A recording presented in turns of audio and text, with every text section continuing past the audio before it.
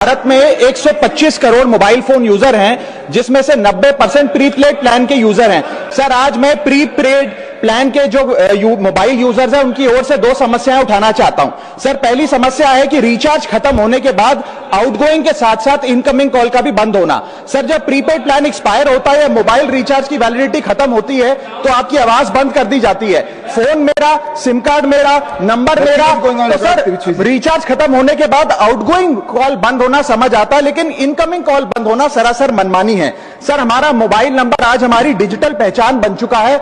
Essential communication जैसे कि UPI payment, banking, OTP, train ticket OTP, PAN Aadhaar authentication, interview का call, hospital का call, मां बाप का गांव से कॉल, तमाम चीजें इनकमिंग कॉल और इनकमिंग एसएमएस से आती है और वो इसलिए बंद कर दिया जाता है कि इंसान एक रिचार्ज कराना भूल गया।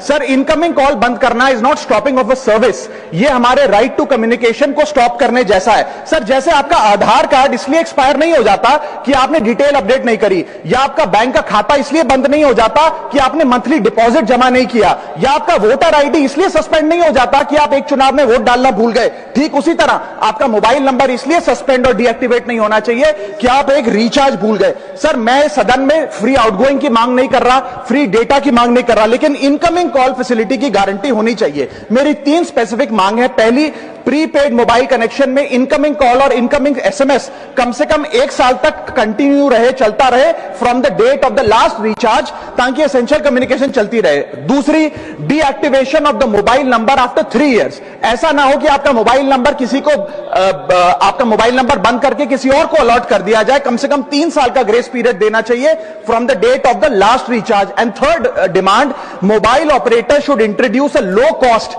Incoming only plan. वो लोग जो सिर्फ इनकमिंग के लिए फोन रखते हैं उनके लिए, जैसे कि 10 रुपए में 180 दिन की इनकमिंग कॉल की फैसिलिटी, इस प्रकार की स्कीम्स मोबाइल ऑपरेटर को लानी चाहिए। दूसरी समस्या जो प्रीपेड कस्टमर्स फेस करते हैं वो है टेलीकॉम ऑपरेटर का 28 दिन का मंथली रिचार्ज। साल में सर महीने 12 होते हैं, लेकिन 28 दिन की रिचार्ज के माध्यम से 13 टाइम्स रिचार्ज कराना पड़ता है। कैसे सर? 28 दिन into 13 times is equal to 364 days. ये एक बड़ी क्लेवर स्ट्रैटेजी है, जिसके चलते आपको फीलिंग 30 दिन की देते हैं, लेकिन आपसे डीलिंग 28 दिन की करते हैं। सर, दुनिया में हर जगह बिलिंग साइकिल कैलेंडर मंथ के हिसाब से होती है, 30 या 31 दिन।